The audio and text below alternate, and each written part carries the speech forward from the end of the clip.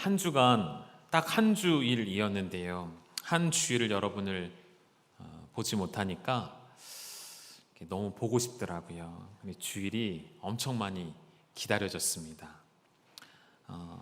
여러분 한 주간 하나님께서 지켜주시는 은혜로 또 우리 교회가 여전히 믿음의 반석 위에 든든히 세워져 가게 하신 것을 감사하고요.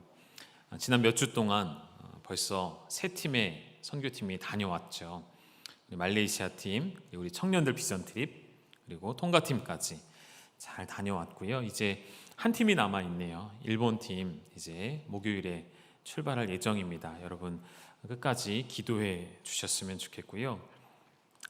저는 우리 교회가 매년 이렇게 여름이 되거나 혹은 앞으로는 겨울도 할 수 있다면 다녀오시면 좋을 것 같아요. 짧은 단기 선교이지만 이 시간들에 결코 헛되지 않고 참 의미가 있다는 것을 생각해 보게 되었습니다. 이번에 짧은 일정이었지만 열흘 정도의 일정이었는데 그 가운데 부어주신 하나님의 은혜는 이루 말할 수 없을 만큼 큰 은혜를 경험하고 돌아왔습니다. 우리 모든 팀들이 함께 고백했던 것처럼 이제 우리가 각자 돌아와 우리의 삶 속에서 각자 주어진 삶 속에서 선교사의 삶을 살아내야겠구나라는 것을 마음속 깊이 결단하고 돌아오는 시간들이었습니다. 여러분 기회가 닿는 대로, 아니 기회를 만드셔서 시간을 내셔서 헌신하셔서 앞으로도 이러한 선교 탐방의 일정들에 여러분의 시간들을 내어주시면 열방 가운데 일하시는 하나님이 어떠한 분이신지 알게 되시고 그 하나님의 깊은 사랑을 체험하실 줄 믿습니다. 오늘 예레미야 말씀을 좀 나누고 싶었는데요. 이 말씀을 본문으로 삼은 이유는 저희가 우리 선교팀 핸드북을 만들어 갈 때 매일 성경에 있는 본문 그대로 옮겨 갔었거든요. 그곳에서 묵상했던 말씀 중에 하나, 여러분도 지난주에 묵상했었던 본문이실 거예요. 하나님께서 예레미야에게 무엇을 보느냐 말씀하셨고 가서 본 그대로 다 말하라 하시는 그 말씀을 통가 땅에서 묵상을 했었고 조금 더 깊이 묵상하여서 여러분과 좀 나누고 싶었습니다. 먼저 조금 배경적인 설명을 해드릴 필요가 있겠는데요. 예레미야 선지자는 별명이 하나 있죠. 그는 무슨 선지자라고 우리가 알고 있죠? 눈물의 선지자. 그만큼 예레미야는 많은 눈물을 흘렸던 선지자인데 왜 울었을까요? 왜 눈물을 흘렸을까요? 백성의 고난을 보았기 때문이죠. 그리고 그 고난은 현재의 고난이기보다는 앞으로 다가올 감당할 수 없는 고난이었기 때문에 그것을 선지자로서 미리 알고 미리 보았기 때문에 눈물로 호소하였고 또 한 가지 눈물은 무엇이었을까요? 아무리 외쳐도 돌아서지 않는 백성들을 보며 아파하는 하나님 아버지의 마음을 가진 선지자였기 때문에 우리는 눈물의 선지자라 말하는 것이죠. 저는 여러분에게 설교를 시작하면서 권면하고 도전해드리고 싶습니다. 여러분 또한 이 시대를 향한 눈물의 선지자들이 되어주셨으면 좋겠습니다. 아무리 외쳐도 돌아서지 않는 이 세상을 보며 아파하는 아버지의 마음을 갖고 복음을 들고 세상으로 나아가셨으면 좋겠어요. 또 한 가지, 하나님이 주시는 말씀을 듣고 그대로 세상을 두려워하지 않고 증거할 수 있는 여러분들이 되어주시기를 주님의 이름으로 부탁드립니다. 우리 1장 1절부터 한 번 더 확인해 보실까요? 1장 1절 같이 한번 읽으시죠. 시작. 베냐민 땅 아나돗의 제사장들 중 힐기야의 아들 예레미야의 말이라. 이 한 구절 속에서 많은 정보를 우리가 얻을 수가 있겠습니다. 예레미야가 어떤 사람인지, 예레미야의 출신이 어디에 있는지, 본문과는 크게 중요하지 않다, 크게 연관되어 있지 않다라고 말할 수 있지만 베냐민 땅 아나돗의 제사장들 중에 힐기야의 아들이라는 사실이 우리에게 의미해 주는 바가 한 가지 있기 때문에 좀 짚고 넘어갔으면 좋겠어요. 먼저 힐기야라는 이름을 들으시면 여러분 떠올리실 거예요. 다윗 시대 요시야 왕 때에 하나님의 율법책을 발견하게 되어집니다. 그 주역이 바로 대제사장 힐기야였습니다. 성전을 수리할 때에 이 하나님의 율법책을 발견하고 왕 앞에 읽어주는 역할을 했던 사람이죠. 그로 인해 요시야 왕이 놀라운 개혁을 일으키게 되어지는 시작점이 되어지죠. 근데 그 hilkiah와는 다른 hilkiah예요. 다른 사람이라는 것 확인하시면 좋겠고, 오히려 베냐민 땅 아나돗이라는 곳의 지명을 통해 우리가 알아야 할 한 가지 사건이 있는데, 다윗 시대에 다윗 왕과 함께 나라를 섬겼던 제사장 중에 한 사람이 아비아달이라는 사람이 있었습니다. 이 제사장은 후에 다윗 편에 서지 아니하고 아도니아라는 다윗의 아들의 편에 서게 되어지죠. 그러니까 솔로몬이 왕이 되기 전에 먼저 왕이 되고자 했던 아도니아 편에 섰던 아비아달. 결국 그는 후에 솔로몬이 왕이 되면서 아도니아 편에 서게 되었던 그 이유로 인해 그의 고향인 아나돗으로 다시 쫓겨나게 되어집니다. 그리고 제사장의 직분도 박탈당하게 되어지죠.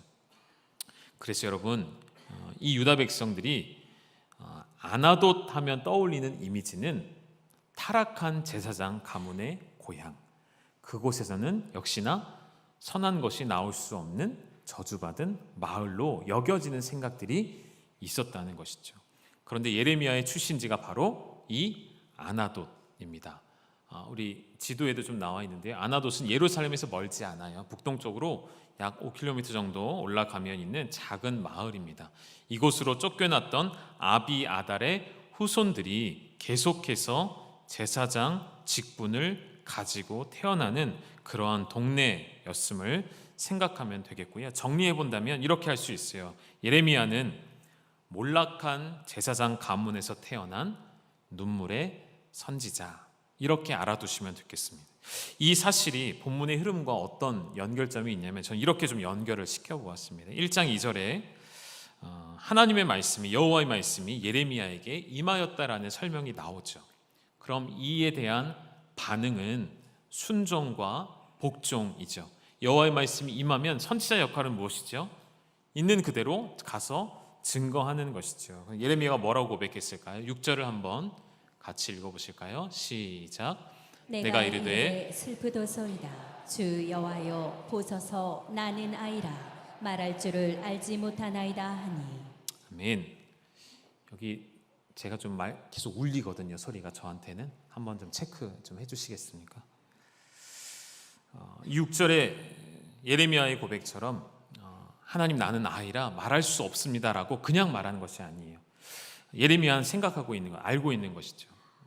나는 아나돗 출신의 저주받은 타락한 가문의 사람인 거예요. 쉽게 말하면 이런 거예요. 나는 이런 가문에서 태어나 하나님의 뜻을 받들 자격이 없는 사람입니다.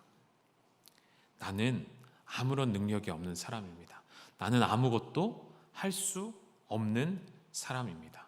마치 오늘도 우리가 하나님의 부르심 앞에서 하나님 나는 할 수 없습니다. 이런 이유로 저런 이유로 나는 어려서부터 이런 배경에서 자라왔고 나는 이런 상황에서 자라왔기 때문에 나는 이런 일을 할 수 없습니다. 나는 지금 이런 상황이기 때문에 나는 하나님 부르심 앞에 순종할 수 없습니다. 이런 수많은 우리가 핑계를 하나님 앞에 잘 꺼내놓잖아요. 마치 그러한 것처럼 예레미야는 자신의 배경 속에서 나는 아이라 아무것도 할 수 없는 존재입니다라고 말하죠. 그러할 때에 하나님께서 예레미야에게 두 가지 환상을 보여주십니다. 첫 번째는 무엇이죠? 살구나무 가지를 보여주셨어요. 1장 11절 말씀 같이 한 번 더 읽습니다. 시작. 여호와의 말씀이 또 내게 임하니라. 이르시되 예레미야야 내가 무엇을 보느냐 하시매 내가 대답하되 내가 살구나무 가지를 보나이다. 여러분, 우리 하나님은요, 우리가 할 수 없다라고 반응할 때 그럼 하지 마라 하시는 분이 아니시더라고요. 끝까지 우리를 붙들어 주셔서 끝까지 우리를 데리고 가셔서 끝내 당신의 뜻을 이루시는 분이세요. 여러분, 그 하나님의 성품을 우리는 감사하셔야 돼요. 우리는 할 수 없다라고 고백할 때 하나님의 강건하시는 능력으로 우리를 붙잡아 주시는 일. 하나님은 아무것도 할 수 없다 말하는 예레미야에게 첫 번째 살구나무 가지를 보여주시며 말씀하십니다. 왜 살구나무 가지를 보여주었냐면요, 이 살구나무라는 것은요, 이스라엘에서는 열매를 맺는 나무 중에 가장 빨리 꽃이 피는 나무로 알려져 있어요. 그러니까 가장 빨리 꽃이 피고 가장 빨리 열매가 맺히는 나무예요. 그러니까 이스라엘 백성들이 이 나무가 열매 맺는 것을 보게 되어지면 이제 계절이 바뀌고 하나님이 열매 맺게 하는 때가 오는구나라는 것을 알 수가 있는 것이죠.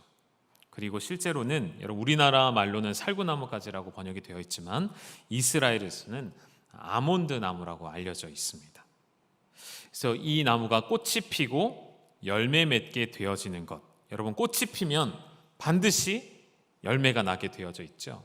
이건 누가 가르쳐주지 않아도 우리가 다 알고 있는 사실입니다. 마치 그러하듯이 하나님께서 살구나무가지를 예레미야에게 보여주신 것은 내가 너의 연약함과 상관없이 반드시 나의 뜻은 이룰 것이며 또한 이루어질 것이다 라는 것을 확인시켜 보여주시는 것이었습니다. 12절에서 우리가 확인해 볼 수 있는데요, 12절도 함께 읽어보시죠. 시작. 여호와께서 내게 이르시되 내가 잘 보았도다. 이는 내가 내 말을 지켜 그대로 이루려 함이라 하시니라. 아멘. 하나님 뭐라고 말씀하셨다고요? 네가 본 대로 나는 내 말을 지켜 그대로 이루는 하나님이니라 라고 가르쳐 주시고 계시다는 것이죠. 그러니까 하나님께서는 이것을 보여주심으로 말미암아 반드시 이루어지리라, 반드시 그렇게 되리라 라는 것을 확인시켜주고 싶으셨던 거예요. 한 가지 더 재미있는 사실이 있다면 11절에 나왔던 살구나무는 히브리어로 샤케드라고 있습니다. 그런데 12절에 여러분이 읽으셨던 하나님의 말씀을 지켜라는 뜻이, 이 단어가 히브리어로 샤카드예요. 보시면 자음이 똑같아요. 우리가 구약성경을 읽다 보면 우리말로는 느낄 수 없는 언어 유희들이 많이 있습니다. 실로 많이 있는데 그 중에 하나가 이 본문이에요. 그러니까 요약하면 이렇게 되는 거예요. 여러분 잘 들어보세요. 화면에도 띄워드릴 겁니다. 예레미야야, 네가 샤케드를 보았느냐? 내가 반드시 샤카드 하리라. 이해가 좀 되십니까? 예레미야에겐 가슴에 콕 박히는 하나님의 말씀이었던 거예요. 예레미야야, 네가 샤케드를 보았느냐? 내가 반드시 샤카드 하리라. 네가 본 그대로 나는 반드시 지켜 행하는 여호와이니라 라고 하나님은 확신시켜 주신 거예요. 사랑하는 여러분, 오늘 혹시 여러분의 삶 가운데 불안함 가운데 있고 어떤 결정을 내려야 할지 모르겠고 하나님의 우리의 각양각색의 부르심 가운데 주저하고 있는 분들이 계시다면 오늘 이 말씀이 바로 여러분에게 주신 하나님의 음성인 줄 아시고 받아들이시기를 주님의 이름으로 축복합니다. 저를 한번 따라해 볼까요? 샤케드를 보았느냐? 내가 반드시 샤카드 하리라. 이 말씀을 여러분 마음속에 잘 기억하시기를 주님의 이름으로 축복합니다. 두 번째는 끓는 가마의 환상을 보여주셨죠. 1장 13절입니다. 함께 읽도록 하죠. 시작. 여호와의 말씀이 다시 내게 임하니라. 이르시되 내가 무엇을 보느냐? 대답하되 끓는 가마를 보나이다. 그 윗면이 북에서부터 기울어졌나이다 하니. 아멘. 살구나무 환상을 통해서는 하나님께서 주저하고 있는 예레미야에게 확신을 시켜주시는 말씀이었다면, 이제 두 번째 그림에서는 하나님은 예레미야 네가 가서 전해야 할 내용이 무엇인지를 구체적으로 말씀해 주시는 장면입니다. 북에서 남으로 기울어진 가마는 북에서부터 내려오는 하나님의 심판을 의미하는 것이죠. 즉 북방의 이방 민족들이 예루살렘까지 들어와서 그 성을 포위하고 둘러싸고 유다의 모든 성읍을 빼앗기게 되리라는 하나님의 말씀입니다. 이 말씀을 그대로 증거해야 하는 것, 그것이 선지자의 참 무거운 사명 중에 하나입니다. 원치 않는 미래, 원치 않는 결과, 그러나 그것을 내 입으로 내 백성들에게 전해야 하는 것, 그것이 선지자의 무거움이죠. 그러나 여기서도 하나님 주신 은혜가 한 가지가 있다고 저는 생각해요. 하나님의 심판이 임한다고 하는데 어찌 이 안에서 하나님의 은혜를 찾아볼 수가 있을까요? 어떤 은혜가 있을까요? 여러분 잘 생각해 보십시오. 예루살렘이 결국 멸망하게 되었습니다. 하나님이 예언하신 대로, 말씀하신 대로 그 일을 반드시 행하셨습니다.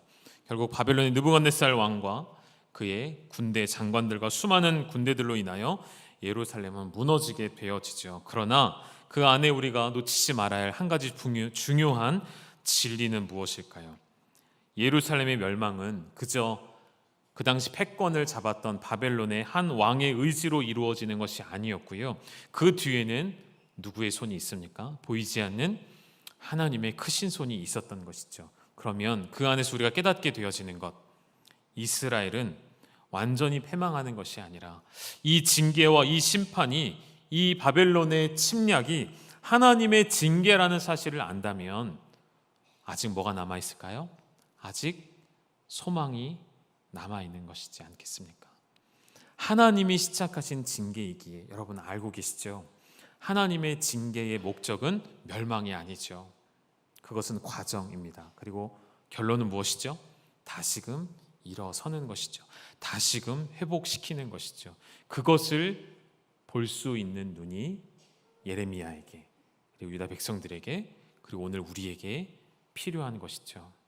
오늘 삶의 힘겨운 무게들, 삶에 찾아온 수많은 고난들, 고통들, 그 뒤를 넘어서 하나님의 영원한 회복을 바라볼 수 있는 믿음의 눈을 가지시기를 주님의 이름으로 축원합니다. 우리 1장 17절에 보면 선지자의 사명이 나와 있다고 말씀드리고 싶어요. 밑줄 친 부분 보시죠. 일어나 내가 내게 명령한 바를 다 그들에게 말하라 하신 것처럼 예레미야는 자신의 생각이 아니라, 자신의 계획이 아니라, 자신의 예측이 아니라 하나님이 말씀하신 대로, 하나님이 보여주신 대로 가서 증거하는 것, 그것이 선지자의 사명이죠. 여러분에게도 적용이 되는 부분이라 생각이 되어집니다. 여러분, 우리는 우리의 뜻과 우리의 감정대로 살아가는 인생이 아니에요.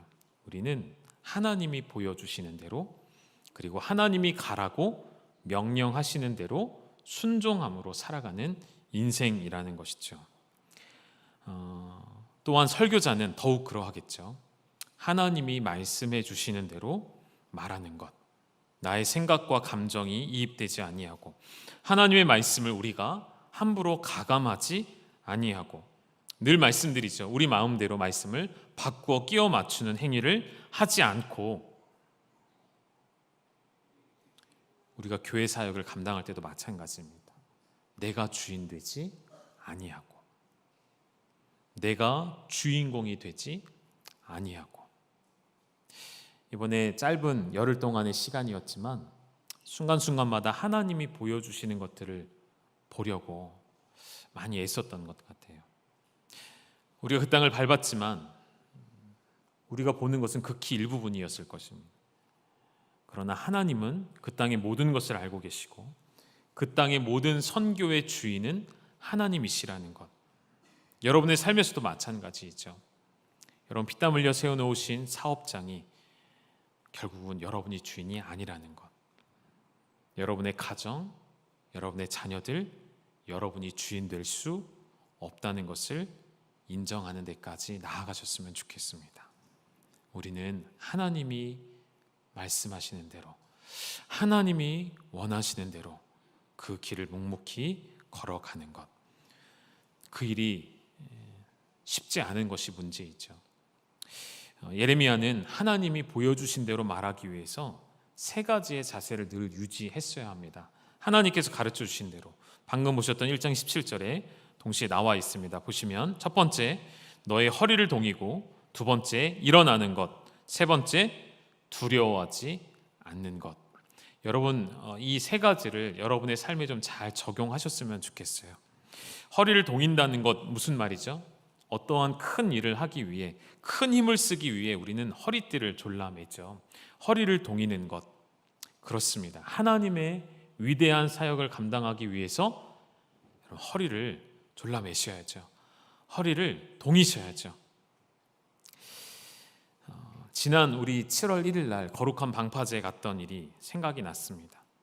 통가에 가서도 거룩한 방파제가 생각이 났었는데, 저희가 한 주간 사역을 정말 충성되게 열심히 감당했어요. 그리고 토요일 하루는 데이 오프, 쉬는 날로 정했습니다. 그래서 저희 이영도 집사님 가정이 저희를 바다로 이렇게 데려가 주셨었어요. 근데 그 바다에서 정말 놀라운 것들을 봤어요. 동쪽 해변이었는데요. 얼마나 파도가 세게 밀어치는지 파도 높이가 정말 과장하지 않고 제가 볼 때 한 10m 정도 되는 높이가 그 파도가 끊임없이 몰아쳤어요. 무섭더라고요. 무서울 만큼. 그런데 그 앞에 천연 방파제가 쭉 해변을 따라 이어져 있는 거예요. 그 10m가 넘는 파도가 들이치는데 방파제에 꽝 부딪히고 나니까 잔잔한 바다가 되어 들어오는 거예요. 그것을 계속 보고 있었습니다. 나중에 저희 팀에서 간증할 때 아마 사진으로도 한번 좀 나오지 않을까 싶은데요. 그 거대한 쓰나미와 같은 파도 앞에 저희가 무모한 용기를 가지고 섰어요. 방파제에 꽝 부딪히고 잔잔해지는 것을 경험하면서 방파제라는 것은 이런 것이지라는 생각을 또 한 번 하게 되었었습니다. 지난 7월 1일 날 여러분 우리가 거룩한 방파제가 되어서 세상을 향하여서 우리는 하나님이 말씀하라고 하시는 대로 가서 외쳤다라고 저는 확신합니다. 나중에 좀 들어보니까 그날 날씨가 너무 더워서요. 다녀오셔서 몸살이 나신 성도님들 이야기 많이 들었습니다. 더위를 먹어서 며칠 동안 머리가 아프고 어지러워서 힘드셨다는 이야기를 제가 많이 들었습니다. 한편으로는 죄송했고 한편으로는 엄청 감사했어요. 그만큼 힘든 일이었고 그 일을 여러분이 동참해 주셨고 해내 주셨다는 것이 너무 감격스러웠습니다. 저는 그런 일들이 허리를 동이는 일이라고 생각이 되어지거든요. 믿음에 깨어있는 자들이 끊임없이 허리를 동이고 하나님 앞에 바로 서게 되어질 때에 세상의 거대한 강물, 세상의 거대한 파도 앞에 그냥 휩쓸려가는 삶이 아니라 세상의 법칙과 방법대로 그냥 타협하며 살아가는 것이 아니라 끊임없이 우리 삶을 믿음으로 기경하며 돌아가는 길일지라도 믿음으로 선택하며 그 길을 허리를 동이며 살아내는 것, 그것이 예레미야의 삶이고 그것이 오늘날 왕같은 제사장 같은 여러분의 삶이 되어야 한다는 것이죠. 두 번째, 일어나라 명령하십니다. 주저앉아 있는 아나도 출신의 예레미야에게, 나는 아이라 말할 수 없습니다 하는 예레미야에게 하나님은 일어나라 명령하십니다. 허리만 동이는 것이 아니고요, 여러분 허리를 동이고 나면 그 다음은 행동으로 옮겨져야 한다는 것이죠. 우리가 늘 그렇죠. 결단합니다. 설교가 끝나고 나면 늘 기도하죠. 이렇게 살기를 결정합니다. 기도합니다. 그런데 움직여지지 않아요. 우리 삶이 바뀌어지지 않아요. 여러분께 다시 도전해 드려요. 여러분의 삶의 자리에서 일어나십시오. 세상을 향하여 믿음의 담대함을 가지고 나아가시기를 주님의 이름으로 축원합니다. 세 번째, 두려워하지 말라 하십니다. 누구를 두려워하지 말아야 할까요? 예레미야의 말을 듣지 않을 같은 민족, 형제, 자매들을요. 유다 백성들이 생각할 것입니다. 북방의 민족이 우리를 쳐들어와 예루살렘 멸망하게 될 것이다. 그 얘기를 듣는 순간 돌을 들어 예레미야를 칠 게 분명하죠. 하나님의 선민인 우리를, 하나님의 성전이 계신 예루살렘이 어찌 감히 무너진다는 하나님을 모욕하는 말을 할 수 있는가? 그들이 예레미야를 치고 박해할 것이 뻔하기에 예레미야는 두려울 수밖에 없었지만 하나님은 그런 그들의 행동을 두려워하지 말라 하시는 것입니다. 여러분, 우리가 말씀대로 살면 제가 확신컨대 세상에서는 손해를 볼 수밖에 없습니다. 말씀대로 정직하게 움직이면 세상 사람들처럼 세상 사람들보다는 더 적게 벌 수밖에 없으실 수 있어요. 세상 사람들보다 더 빨리 성공할 수 없게 될 것입니다. 그러나 우리 하나님은 그것을 우리에게 두려워하지 말라 이야기하십니다. 한동안 계속 말씀드렸던 우리 교회 열기선 모임을 올해부터 다시 시작하면서 기독 교사들이 학교 안에서 많은 대가 지불을 하고 있는 것을 보게 되었습니다. 학교의 인권 조례와 교육에 관련된 모든 조례들이 내려올 때마다 거기에 따라갈 수가 없거든요. 그렇게 가르치지 않기를 결정하면 불이익이 따라옵니다. 부당한 대우가 따라오게 되어 있어요. 그런 것들을 두려워하지 않는 믿음의 교사들이 있어서 감사합니다. 사업을 운영하시면서 세상의 방식대로 행하지 아니하고 타협하지 아니하고 정직하게 행함으로 손해를 볼지라도 하나님을 기쁘시게 하는 사업가들이 우리 교회에 많이 계셔서 감사합니다. 직장에서, 가정에서, 삶에서 믿음으로 견디며 묵묵히 주어진 삶을 살아내시는 우리 열방의 모든 성도님들이 되어주셔서 감사합니다. 우리 하나님은 세상을 두려워하지 말라 말씀하시고 오직 한 가지만 두려워하라 말씀하시죠. 오직 여호와의 말씀 앞에서만, 여호와의 말씀만을 두려워하는 백성이 되라 오늘 우리에게 가르쳐 주십니다. 하나님 말씀 앞에 서는 것을 두려워하는 백성이 되시고 하나님 말씀대로 살지 못하는 것을 두려워하는 하나님의 백성 되시기를 주님의 이름으로 축원합니다. 때로는 하나님 저에게 주신 사명이기에 때로는 믿음으로 권면 드릴 때가 있습니다. 믿음으로 정말 사랑하기 때문에 충언을 드릴 때가 있습니다. 그런데 그것을 받지 못하는 것을 볼 때 마음이 더욱 아픕니다. 여러분의 삶에서 그런 경험이 있지 않습니까? 정말 사랑하기 때문에 충언하였고 사랑하기 때문에 직언하였는데 받아들이지 못하는 거예요. 오히려 나에게는 분노의 화살이 돌아오는 것이죠. 그것을 하나님은 두려워하지 말라 말씀하십니다. 조금 더 제가 확장해서 적용해 본다면 이렇게 말하는 것으로 관계가 끊어질까 두려워하는 것, 지혜가 필요하겠죠. 지혜로운 언어가 필요하겠죠. 우리의 교만이 아니라 정말 아버지의 마음으로 충언하는 것, 그리고 그 일로 인하여 그 후일의 일들에 대하여 두려워하지 않는 것, 그런 것이 우리 안에 지금 필요한 때가 아닌가 생각이 되어집니다. 어제 한 목사님 가정을 신방을 하게 되었는데요. 이 목사님 가정이 정말 목원들을 너무 사랑하시는 거예요. 목원들을 얘기하시면서 눈물을 흘리기도 하시고 정말 그 영혼들을 세우고 살리기 위해 부단히 애쓰는 목자의 모습을 또 보고 제가 너무 감사했습니다. 그러면서 동시에 제가 이런 부탁도 드렸어요. 그 목장 안에 이제 새 가족들도 많이 계셔요. 그래서 늘 품어주고 위해줘야 되는 거예요. 제가 이렇게 말씀드려요. 때가 되면 독수리가 그 새끼들을 낭떠러지로 던지듯이 이렇게 좀 강하게 좀 막 굴려주시기도 하십시오. 제가 그랬다고 하셔도 되니까 그렇게 하셔도 되겠습니다. 우리가 언제까지나 온실 속에 화초로 있을 수는 없잖아요. 우리 열방교회 하나님이 많은 가족들을 보내주셨습니다. 많은 성도님들을 보내주십니다. 왜 보내주실까요? 무엇 때문에 보내주실까요? 저는 하나님의 분명한 목적과 계획이 있다고 생각해요. 그들을 예수 그리스도의 온전한 제자로 세워서 열방을 향하여 나아가도록 하시는 하나님의 분명한 계획이 있음을 보게 되어집니다. 여러분 두려워하지 마십시오.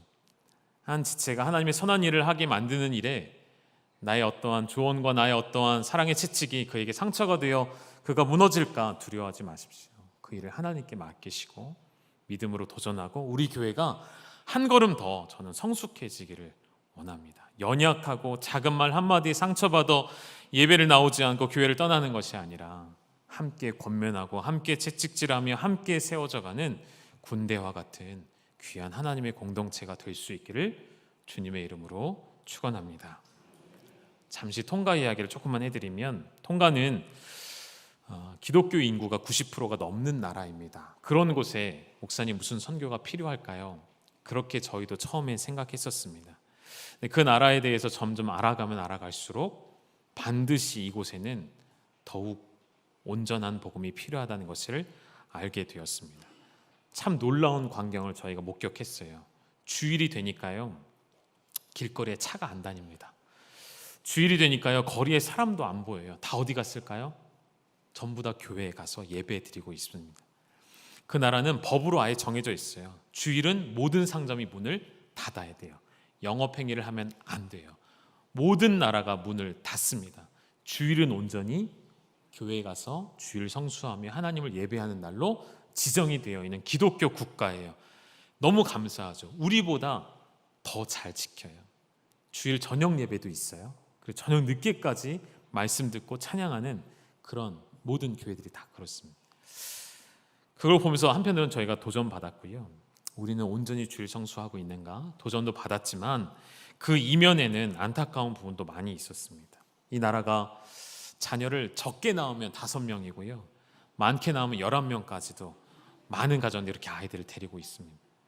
그런데 문제는 이 아이들 가운데 아빠 엄마가 막 다 다른 거예요.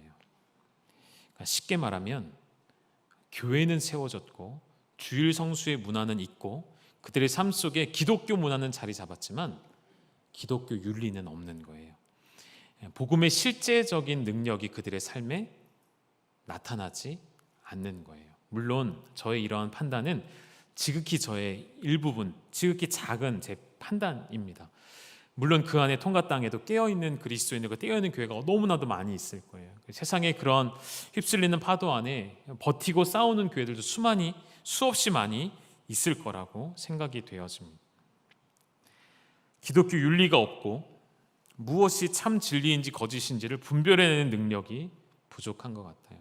기독교 국가라고 말하지만 실상 실권을 잡고 있는 종교는 몰몬교이거든요. 몰몬교가 모든 물질 공세를 다 했어요. 아이들을 다 무료 교육을 시켜줍니다. 예쁜 교복, 깨끗한 교복을 입히고요. 학교는 너무나도 아름다워요. 정말 미국인 줄 알았어요. 동네를 들어서는데 여기서부터 끝이 보이지 않는 거리까지 양쪽이 다 너무 정돈이 잘 돼 있고 아름다운 잔디밭과 나무와 너무 좋은 학교들이 세워져 있는 거예요. 물어봤더니 몰몬교 학교라는 것이죠. 그것을 동경하게 만들고 거기에 잘 따라온 아이들은 미국으로 유학도 보내주고 이런 일을 하니 부모들의 마음이 몰몬교로 쏠릴 수밖에 없죠. 문제는 기존에 있는 교회들이 그 몰몬교를 밀어낼 힘이 없다는 것이죠. 몰몬교의 거짓된 교리를 분별해서 성도들에게 가르치고 그것들을 거짓으로 분별해낼 능력이 부족하다는 것이죠. 그래서 많은 목회자와 많은 선교사들이 고백합니다. 유사복음, 거짓된 복음이 이 땅에 가득하다. 그래서 그런 생각이 들었어요. 이 땅이야말로 온전한 제자 훈련이 필요하겠구나. 한 사람 한 사람 한 성도를 제자로 길러내는 그런 복음의 수고가 필요하겠구나. 많은 것들을 저에게 보여주셨고 또 한 가지 보여주셨던 것은 우리 사랑하는 이용도 집사님과 김은희 집사님의 삶의 모습이었습니다. 저희가 온다고 꾸며내지 않은 모습들, 저희가 온다고 해서 무언가를 특별히 준비하는 것이 아니라 그들의 삶 자체를 저희에게 보여주셨는데 감히 제가 이런 말씀을 드리고 싶어요. 다른 선교사님들을 절대로 폄하하는 것은 아니고요. 어떠한 선교사님들보다도 선교사로서 살아내고 있음을 보고 확인하고 돌아왔어요. 하루의 일과가 이른 시간 식당 오픈을 준비하고 재료를 준비하고 전날부터겠죠. 아침부터 오후까지 식당을 운영합니다. 그렇게 땀 흘려 애써가며 번 돈으로 그 나라의 수많은 형제 자매들을 돕고 그 가정들을 세우는 일에 쓰고 있더라고요. 시간이 날 때마다 어려운 가정에 찾아가고 부모가 없는 가정에 찾아가고 집은 무너지기 일보 직전에 있는 바퀴벌레, 쥐, 개 집에 다 같이 살아요. 그런 집에 들어가서 그 아이들을 안아주고 품어주고 그 아이들을 위하여 기도해주고 눈물 흘려주는 우리 집사님의 모습을 저희가 보고 왔어요.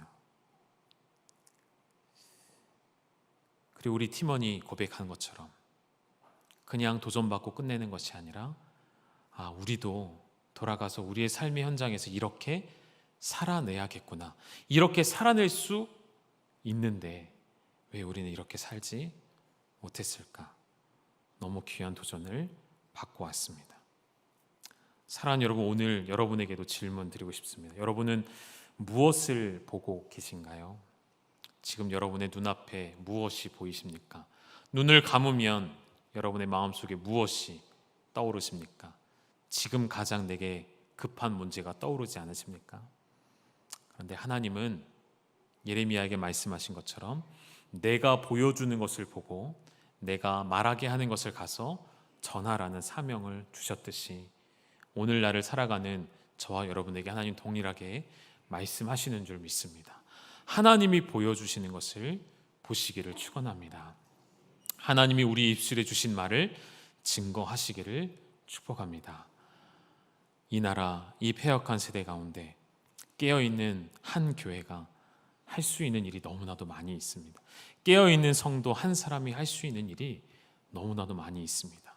그 일에 뒤로 물러가지 마시고 하나님의 부르심 앞에 반응하여 우리의 삶을 다시 한번 재정비하여서 하나님께 영광 돌리는 여러분의 복된 인생이 되시기를 주님의 이름으로 축원합니다.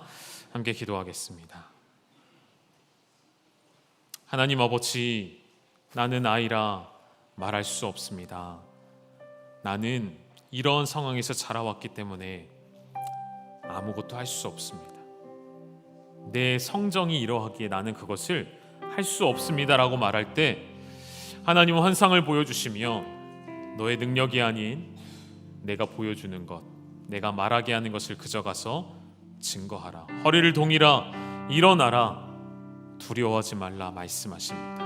내가 너에게 보여준 것을 다 그들에게 말하여라 하실 때 하나님 우리를 오늘 그러한 삶으로 부르셨기에 이 땅의 왕같은 세상으로 살아가기를 원하시기에 이 땅의 복음을 먼저 받은 자로서 살아내기에 여전히 듣지 않는 저 세상을 향하여서 예레미야와 같이 눈물의 선지자가 되어 우리의 삶을 살아내기를 원하오니 주님, 오직 우리가 두려워할 것은 여호와의 말씀이며 여호와의 말씀 앞에 서는 것이며 여호와의 말씀대로 살지 않는 것에 대한 두려움만 갖게 하여 주시옵소서.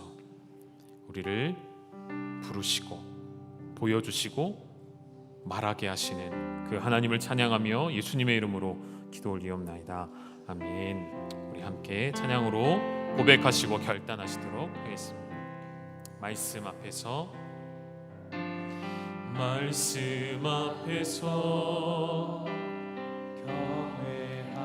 경외함으로 주께 홀로 섭니다. 생명의 말씀 읽고 순종해 주를 예배합니다. 다시 한번 고백하실까요? 말씀 앞에서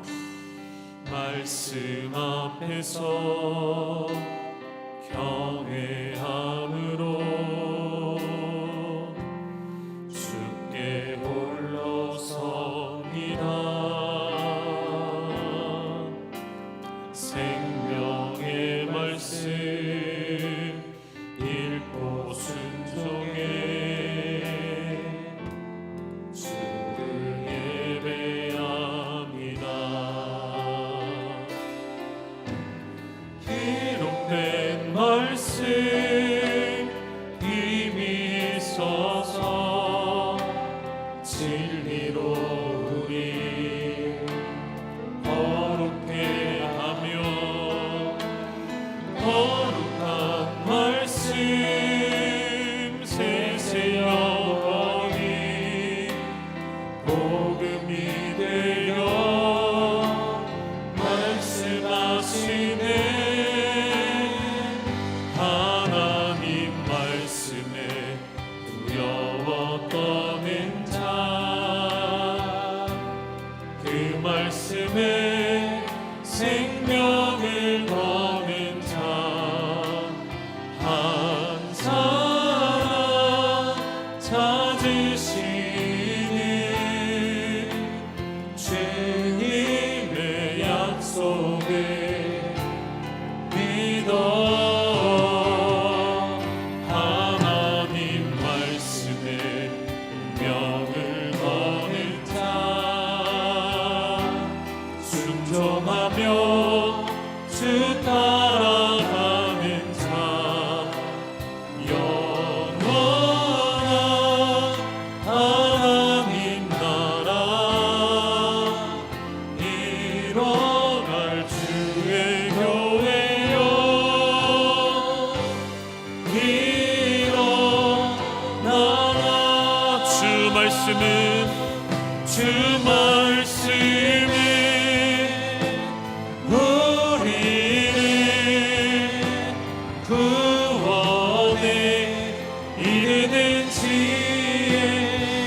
목숨과 내 뜻 다해 목숨과 내 뜻 그 말씀에 복종하라.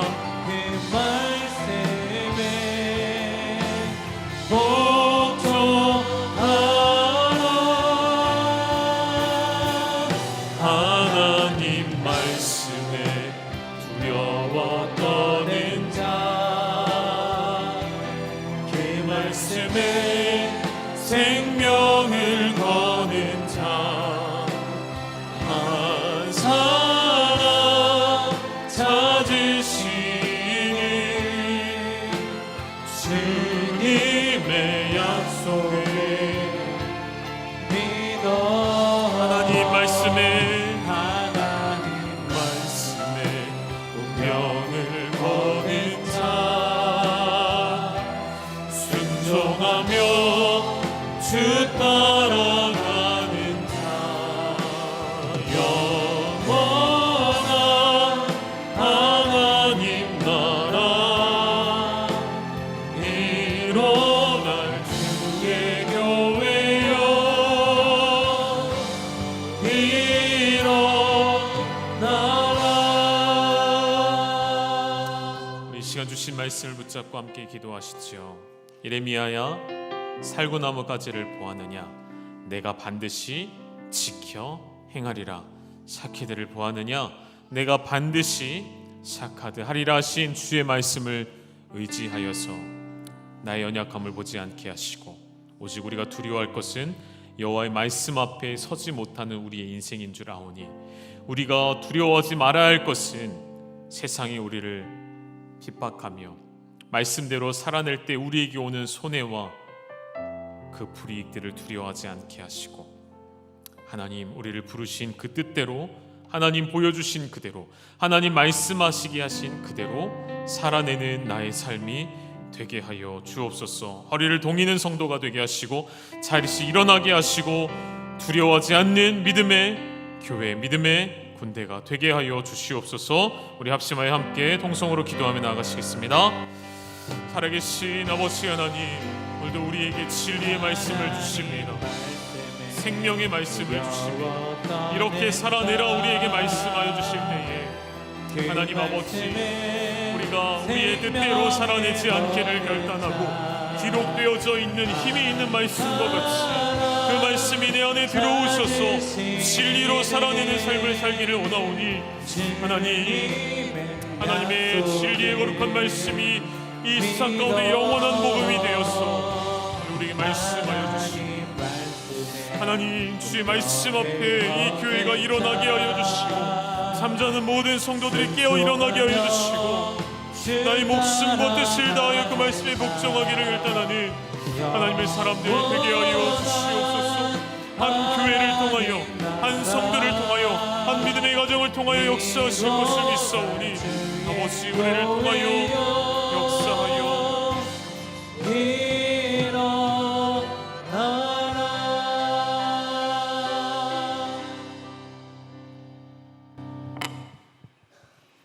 너희는 가서 모든 족속으로 제자를 삼아 아버지와 아들과 성령의 이름으로 세례를 베풀고, 내가 너희에게 분부한 모든 것을 가르쳐 지키게 하라. 볼지어다 내가 세상 끝날까지 너희와 항상 함께 있으리라.